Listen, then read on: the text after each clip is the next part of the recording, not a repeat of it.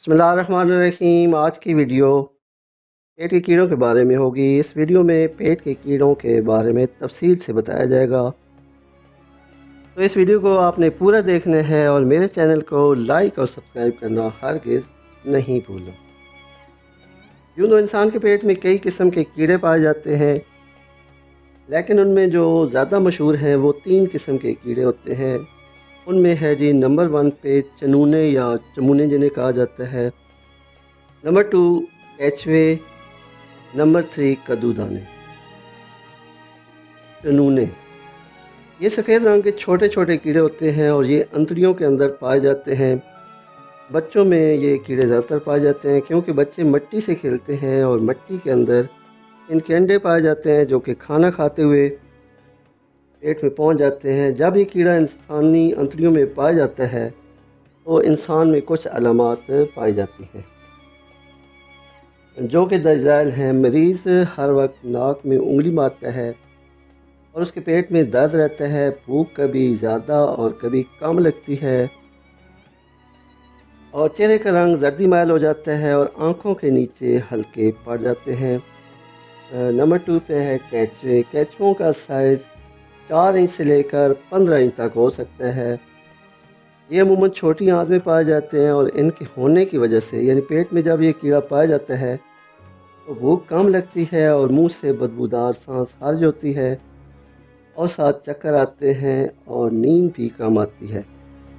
Number 3 پہ ہے کدو دانے۔ ان کی لمبائی 1 انچ سے لے کر 50 گز تک ہو سکتی ہے۔ کدو دانے لمبائی کے اعتبار سے پیٹ کے سب سے بڑے کیڑوں میں شمار ہوتے ہیں۔ یہ عموماً 1 یا 2 ہوتے ہیں اور ان کے منہ میں دانت بھی ہوتے ہیں۔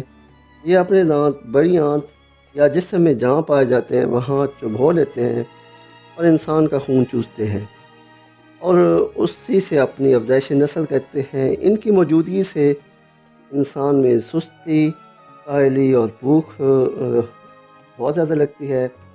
باوجود بہت زیادہ کھانے کے مریض دن بدن کمزور ہو جاتا ہے۔ پیٹ کے کیڑوں کا ہومیوپیتھک علاج۔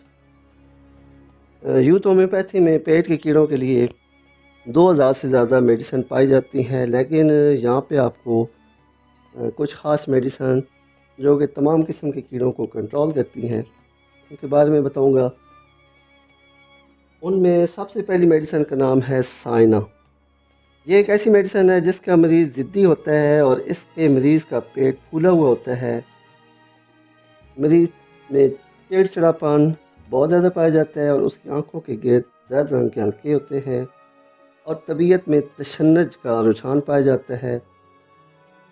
بھوک بعض اوقات تو بہت زیادہ لگتی ہے اور بعض اوقات بالکل نہیں لگتی، اور اکثر سائنا کا مریض ناک کو ملتا رہتا ہے اور سوتے ہوئے اچانک بچہ اٹھ کر چیختا ہے، اور اس کے مریض کے ہاتھوں اور پاؤں پر جھٹکے بھی پائے جاتے ہیں، اور ایسے مریض کا پیشاب دودھیا رنگ کا ہوتا ہے۔ بچوں کو بعض اوقات کہہ آتی ہے، تو یہ سائنا کے مریض کی علامات ہیں۔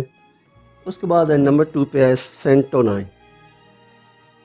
یہ دوا تمام قسم کے پیٹ کے کیڑوں کے لیے مفید ہے، یعنی چنونے، کدو دانے، کیچوے، ٹیپ ورم، ہر قسم کے کیڑوں کو پیٹ سے خارج کرتی ہے۔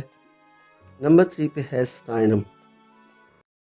سٹائنم پیٹ کے کیڑوں کو ایسا مدوش کرتی ہے کہ اگر اس دوا کے دینے کے بعد اگر اس مریض کو جلاب آور میڈیسن دی جائے تو تمام کیڑے پیٹ سے خارج ہو جاتے ہیں۔ اس کے بعد میڈیسن آتی ہے ٹیوکریم۔ یہ دوا ناک کے کیڑوں کے لیے بہت مفید ہے۔ یہ دوا پیٹ کے کیڑوں کو پیٹ سے نکالنے میں کبھی بھی ناکام نہیں ہوتی۔ ایگنیشیا۔ یہ دوا نرم مزاج، دموی مزاج کے مریضوں میں مفید ہے۔ یہ دوا چنونوں اور کیڑوں کو اور کینچوؤں کو مار کر پیٹ سے نکال دیتی ہے۔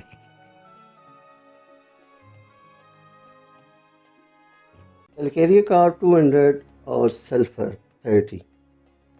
کیلکیریا اور سلفر کے کچھ دن استعمال کروانے سے پیٹ کے کیڑوں کا مکمل خاتمہ ہو جاتا ہے اور کیڑوں کے انڈے اور فضلہ بھی پیٹ سے خارج ہو جاتا ہے، اور پیٹ تمام قسم کی علائشوں یعنی کیڑوں کی وجہ سے ہونے والی گندگی کو بھی پیٹ سے نکال دیتی ہیں یہ میڈیسن۔ اور ان میڈیسن کے کچھ دن استعمال سے پیٹ مکمل طور پر صاف ہو جاتا ہے۔